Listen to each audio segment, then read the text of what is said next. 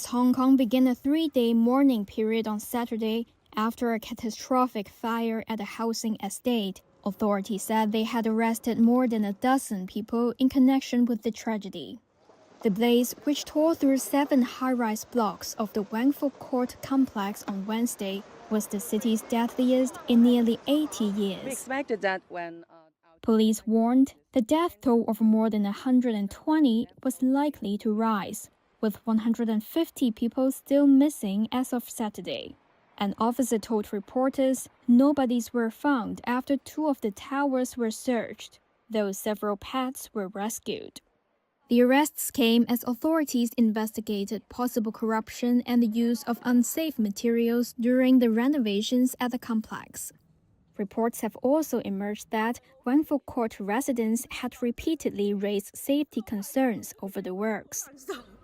More than a year ago, some had voiced worries about fire hazards, including the potential flammability of the protective mesh around the buildings, the city's Labor Department told Reuters. It said authorities at the time told them they faced, quote, relatively low fire risks. However, police said on Thursday materials used in the renovations were, quote, suspected of not meeting fire safety standards. Public anger over the fire has been muted, a stark contrast to mass pro-democracy protests of 2019 that prompted Beijing to tighten its grip on the city.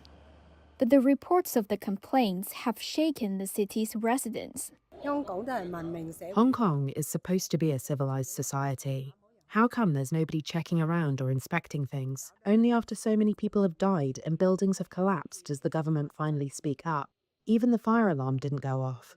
Isn't that tragic? And also, we just like to hope there will be a thorough investigation and inquiry to make sure tragic of this scale that has caused a lot of lives will be avoided and prevented in the future.